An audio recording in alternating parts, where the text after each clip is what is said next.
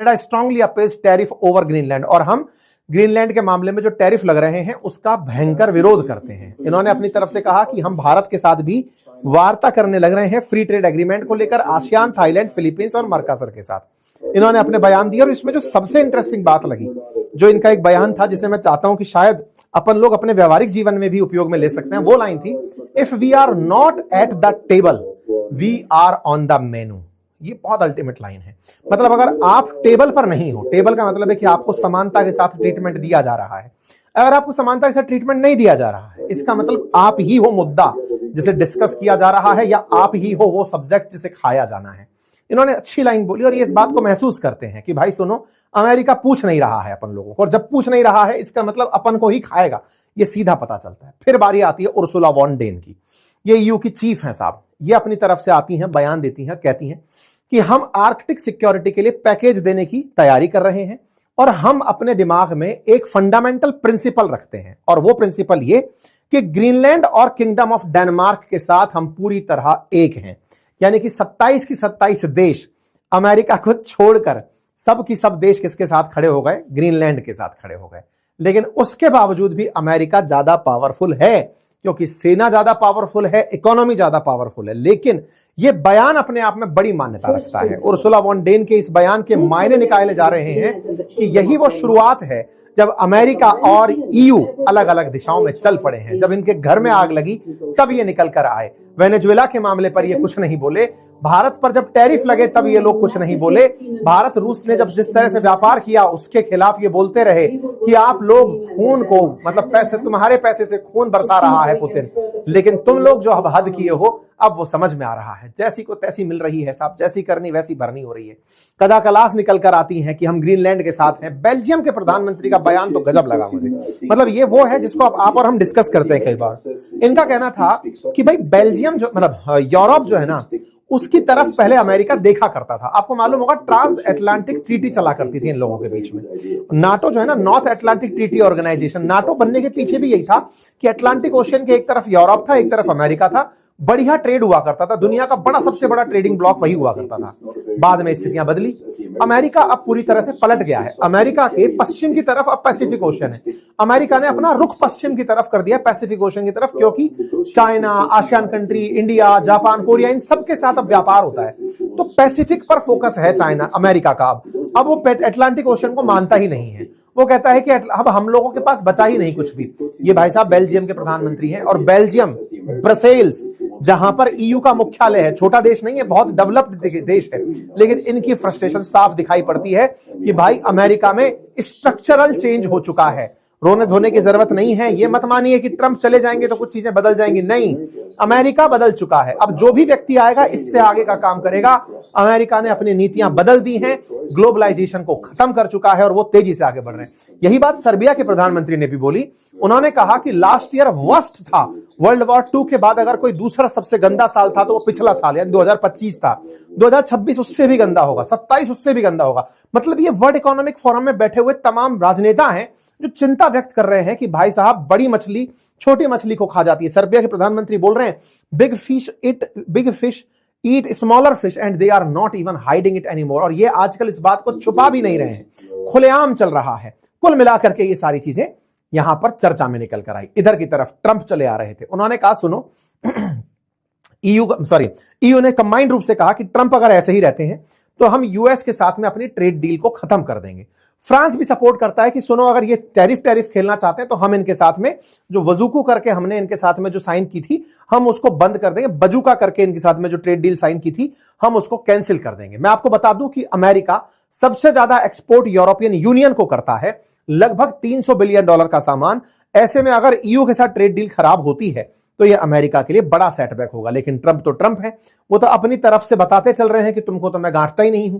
और इसी क्रोनोलॉजी में ये आते हैं और कहते हैं कि America will be well represented in Davos by मी।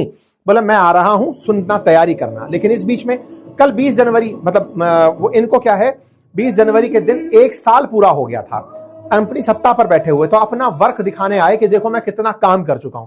अपनी पूरी रिपोर्ट लेकर आए, इतनी बड़ी फाइल लेकर के कि मैंने 1 साल में इतना काम कर दिया है कि मेरे पिछले के जितने भी प्रशासन है वो आज तक इतना काम नहीं कर पाए, इतनी बड़ी फाइल है मेरे पास, क्या करें। पत्रकारों को अपना काम दिखाते हैं कि हमने बहुत कर दिया और बहुत कुछ करने जा रहे हैं, और साथ में ये कह देते हैं कि सुनो, इनसे पूछा गया कि सर क्या आप, यहां पर ये सारे सवाल पूछे गए थे कि सर एक बात बताइए, इमैनुअल मैक्रोन और कीर स्टारमर आपके बारे में बयानबाजी कर रहे हैं। बोले वो मेरे सामने बड़ा हम्बल रहते हैं, मेरे पीछे से कुछ रफ बातें कर देते हैं, जाके बात करूंगा। फिर इनसे पूछा गया कि सर ये बताइए कि आपने जिस तरह से काम किया, क्या आपको मतलब नाटो के बिना भी आपको उसकी जरूरत है क्या ग्रीनलैंड की? बोले हाँ, मुझे लगता है कि मुझे उसकी जरूरत है।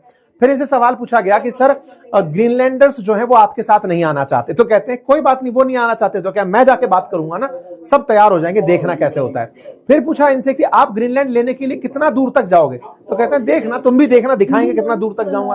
फिर इनसे पूछता है क्या साहब यूएन को, जो मैंने कल सेशन किया था, आप लोगों ने देखा नहीं उसको, लेकिन जरूर देखिएगा, क्या सर यूएन की जगह आप अपना बोर्ड ऑफ पीस जो है उसको यूएन बनाना चाहते हैं? तो कहते हैं मुझे यूएन से बड़ी उम्मीदें थी, यूएन अपनी उम्मीदों पर खरा नहीं उतरा, मुझे आज भी उम्मीदें हैं उससे। ये वही वाली बात है, मोदी जी मेरे बहुत अच्छे मित्र हैं, समझ में नहीं आया शुरुआत में तो लोगों को, तो यूएन के प्रति भी अब ये वैसी बातें बोल रहे हैं, मतलब कुल मिलाकर यूएन के बारे में भी इनकी नजरें अब चढ़ चुकी हैं।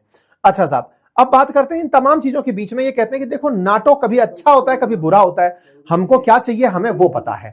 कुल मिलाकर के इन्होंने अपनी तरफ से, जिनसे पूछा गया सर ईरान के बारे में क्या कहोगे, तो उन्होंने कहा देखो हमारी वजह से वहां पर 837 लोगों की जानें फांसी पर लटकने से रुक गई, अब फ्यूचर हम जानते हैं, जानेंगे क्या करेंगे, हम अभी से क्यों बताएं। रशिया और यूक्रेन के बारे में पूछा गया तो कहते हैं कि रशिया और यूक्रेन में तो क्या ही है, कभी रशिया तैयार होता है यूक्रेन तैयार नहीं होता, कभी यूक्रेन तैयार होता है रशिया तैयार नहीं होता। वास्तविकता में कौन बताए, ये खुद नहीं चाहते कि युद्ध रुके, क्योंकि युद्ध रुकेगा तो डर खत्म हो जाएगा ना, फिर रशिया के लिए फिर यूरोप वाले देश क्यों डरेंगे, फिर तो समझौता लागू करना पड़ेगा। अमेरिका की स्ट्रेटेजी है कि रशिया यूक्रेन ना रुके, ताकि सैंक्शन चलते रहें, यूरोपियन देश तड़पते रहें और यूरोपियन देश तड़प के अमेरिका के अंदर घुसे रहें। ये सारे के सारे प्रयास हैं, ये सब भाषणबाजी करके भाई साहब अपने जहाज एयरफोर्स 1 में बैठ करके लिए दावोस के लिए निकले ही थे कि रास्ते में एक मैप बनता है जिसमें इनका जहाज मुड़ता हुआ दिखाई देता है। मुड़ता हुआ दिखाई दिया, तब कयास लगने लगे कि ट्रंप को कहीं कोई थ्रेट तो नहीं मिल गई, कुछ तो नहीं हो गया। बाद में पता चलता है कि जहाज में कोई तकनीकी खराबी थी, ये जहाज बदले, दूसरा एयरफोर्स 1 पकड़े और उसमें बैठ करके निकल लिए। अब इंतजार हो रहा है इनका अमेरिका का वर्ल्ड इकोनॉमिक फोरम में, उससे पहले लुटनिक का बयान आ चुका है, इनके कॉमर्स सेक्रेटरी आ चुके हैं और उन्होंने साफ कहा कि सुनिए, मुझे तो यह समझ नहीं आता कि ये यूरोपियन यूनियन के जो देश हैं ये जीरो कार्बन एमिशन की बात करते ही क्यों हैं 2030 तक। ये बताओ, कार्बन एमिशन की बात करने वाले यूरोपियन देशों, तुम क्या बैटरी बनाते हो? बैटरी बनाता है चाइना। चाइना के पास पेट्रोल डीजल गैस कुछ भी नहीं है, वो पेट्रोल डीजल गैस खरीदता है, उसके लिए तो बैटरी बनाना उसके फायदे का सौदा हुआ, उसके लिए नया अवसर हुआ। तुम लोग ना तो बैटरी बनाते, तुम्हारे पास में जो ईंधन है उसको जलाकर तुम अपनी इकोनॉमी को क्यों नहीं बचा रहे। अमेरिका के पास नेचुरल गैस और ऑयल है, वो बैटरी के लिए क्यों जाए चाइना के पास?